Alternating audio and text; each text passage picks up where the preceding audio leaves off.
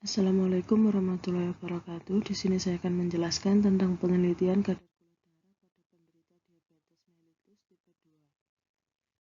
Saya sendiri Bagnanda Puspita Ramdini dengan nomor NIM 210101000020 dari Prodi D3 Teknologi Laboratorium Medik dengan dosen pembimbing Ibu Citra Amania Anhar, SSI, MSI.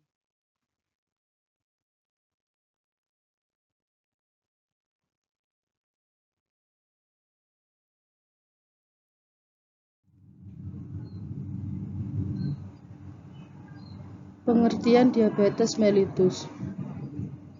Diabetes mellitus atau DM merupakan suatu kelompok penyakit metabolik dengan karakteristik hiperglikemia yang terjadi karena kelainan sekresi insulin, kerja insulin ataupun keduanya.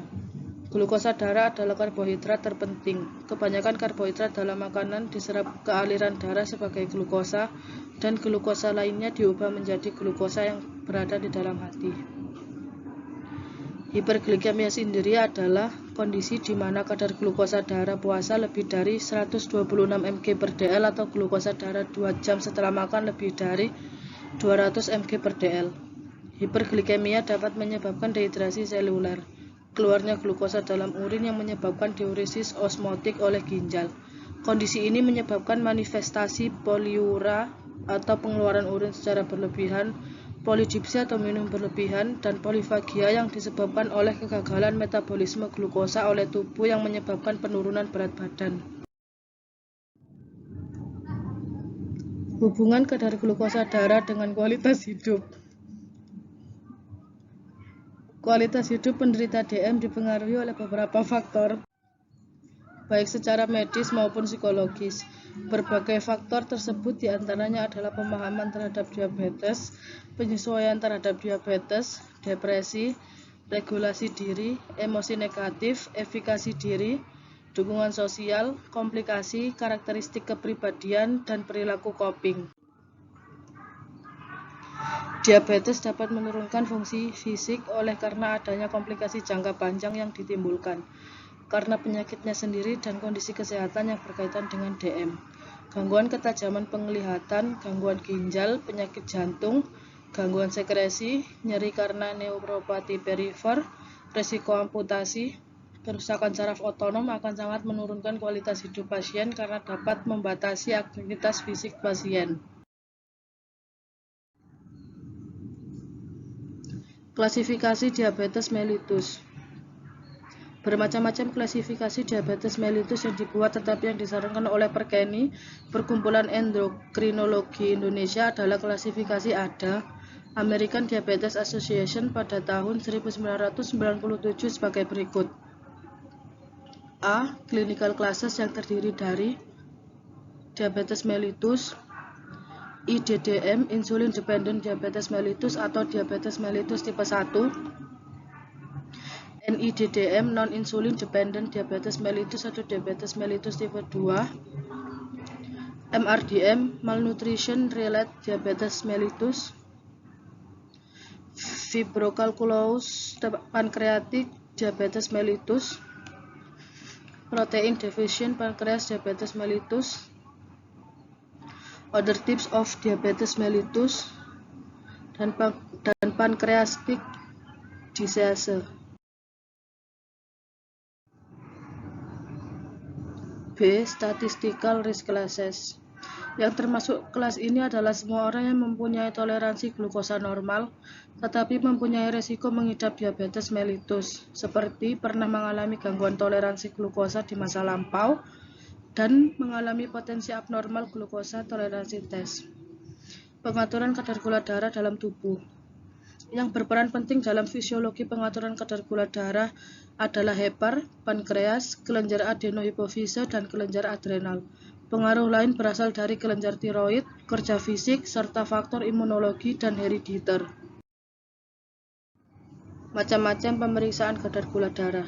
Banyak orang tidak menyadari dirinya memiliki kadar gula darah yang tinggi atau hiperglikemia. Pasalnya, gejala gula darah tinggi seperti sering haus dan buang air kecil, penglihatan kabur, dan tubuh yang lemas tidak selalu muncul pada setiap orang. Namun, Banyak juga yang mengabaikan keluhan tersebut dan tidak mewaspadai penyakit yang bisa ditimbulkan dari gejala gula darah tinggi. Berikut macam-macam pemeriksaan tes gula darah yang biasa dilakukan. Yang pertama, tes gula darah sewaktu atau GDS. Yang kedua, tes gula darah puasa atau GDP. Yang ketiga, postprandial blood glucose test atau tes gula darah 2 jam setelah makan.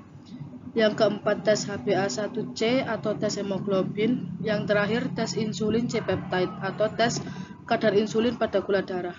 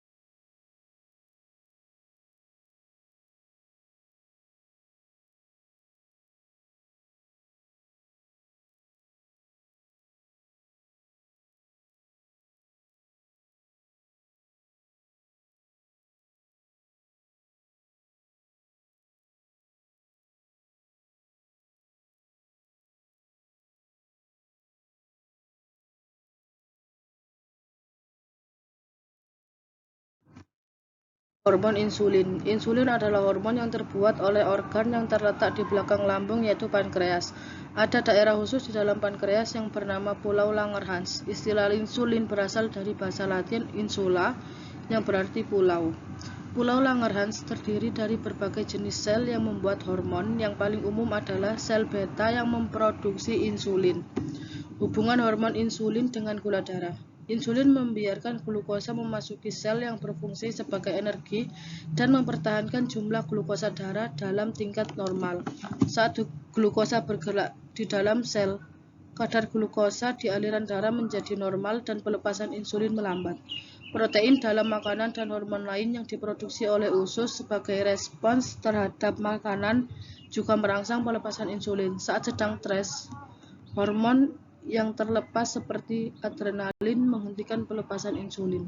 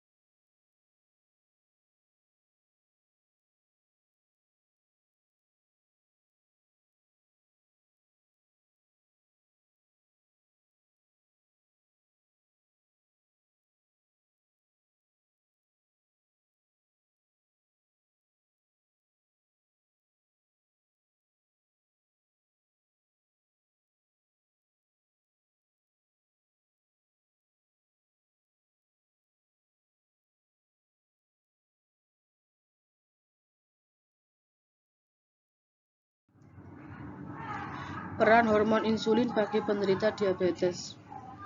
Hormon insulin membantu mengontrol kadar gula darah glukosa dalam tubuh. Caranya dengan memberi sinyal pada sel lemak, otot, dan hati untuk mengambil glukosa dari darah dan mengubahnya menjadi glikogen atau gula otot di sel otot, trigliserida di sel lemak, dan keduanya berada pada sel hati. Glikogen dan trigliserida ini merupakan bentuk sumber energi yang disimpan oleh tubuh. Selama pankreas memproduksi cukup hormon insulin dan tubuh dapat menggunakannya dengan benar, maka kadar gula darah pasti akan selalu berada dalam kisaran yang sehat. Karena pada hakikatnya kadar glukosa yang terlalu banyak ataupun yang terlalu sedikit tidak baik bagi kesehatan.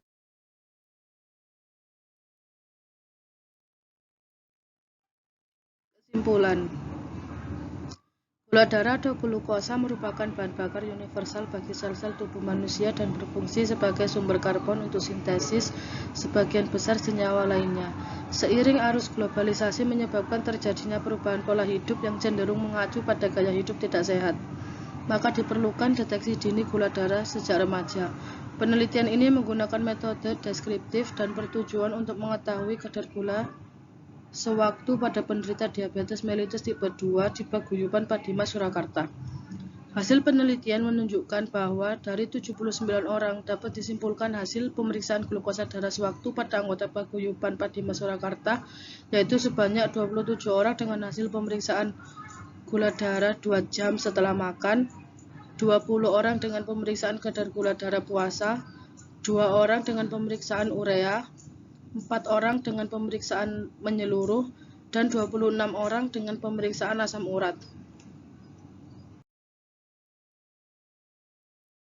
Sekian penjelasan dari saya. Apabila ada kata-kata yang kurang dipahami, saya ucapkan maaf yang sebesar-besarnya. Sampai jumpa lagi di penjelasan-penjelasan saya yang berikutnya dengan materi-materi yang lebih menarik.